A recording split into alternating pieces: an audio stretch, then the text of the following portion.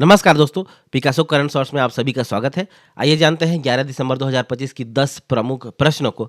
शुरू करते हैं। पहला प्रश्न, हाल ही में चर्चा में रहे सीएम आईटी इंटर्नशिप प्रोग्राम के संबंध में निम्नलिखित कथनों पर विचार कीजिए। तीनों कथन इसमें सही है। कौन कौन से कथन सही है देख लेते हैं। यह कार्यक्रम ट्रिपल आईटी नवा रायपुर और चिप्स के सहयोग से शुरू किया जा रहा है। दूसरा कथन है, इस इंटर्नशिप के तहत चयनित छात्रों को प्रति माह 1 लाख रुपए का स्टाइफंड दिया जाएगा। कथन तीसरा है, इंटर्नशिप की अवधि 6 महीने की होगी, जिसे आवश्यकता पड़ने पर 6 महीने और बढ़ाया जा सकता है। इस प्रकार तीनों कथन सही हो जाएंगे। दूसरा प्रश्न है, छत्तीसगढ़ सरकार की पहली पर्यावरण आधारित ग्रीन बजट कब प्रस्तुत किया जाएगा, किस वित्तीय वर्ष में प्रस्तुत किया गया? तो वर्ष 2025-26 के बजट में जो है ग्रीन बजट प्रस्तुत किया गया है ना, किया जाएगा। प्रश्न तीसरा है, हाल ही में बस्तर संभाग के किस स्थान पर फीफा मानकों के अनुरूप 5 करोड़ रुपए की लागत से एस्टोट और फुटबॉल मैदान का तैयार किया गया है? तो ये जो है रामकृष्ण मिशन नारायणपुर में तैयार किया गया है। इसके सचिव कौन है? स्वामी व्याप्तानंद है। चौथा प्रश्न है, हाल ही में चर्चा में रहे MOSIP modular open source identity platform के संबंध में विचार कीजिए।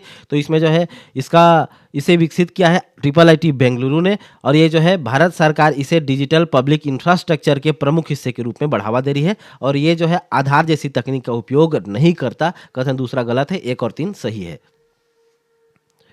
पांचवा प्रश्न है, हाल ही में अनंत अंबानी को पशु संरक्षण के लिए किस प्रतिष्ठित पुरस्कार से सम्मानित किया गया? तो इसका उत्तर है ग्लोबल ह्यूमैनिटेरियन अवार्ड्स के उनको नवाजा गया है, और ये पुरस्कार प्राप्त करने वाले वो पहले एशियाई हैं और सबसे युवा पुरस्कार प्राप्त करता है।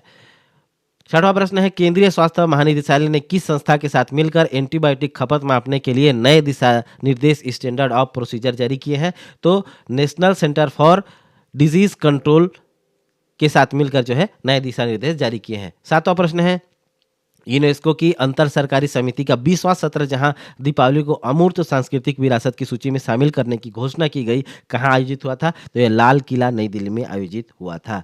आठवां प्रश्न है, वरिष्ठ नागरिकों के कल्याण के लिए अटल वयो अभ्युदय योजना ABYAY किस मंत्रालय द्वारा लागू की गई? तो ये जो है उसका उत्तर हो जाएगा सामाजिक न्याय एवं अधिकारिता मंत्रालय द्वारा लागू की गई है। नवां प्रश्न है, हाल ही में साइंटिफिक रिपोर्ट में प्रकाशित अध्ययन के अनुसार किस नदी पर किए गए सिमुलेशन से पता चलता है कि ग्रीन हाउस गैसों के उत्सर्जन से सेंट्रल हिमालय में बाढ़ का खतरा बढ़ेगा? तो कर्णाली नदी कहाँ है? नेपाल में है।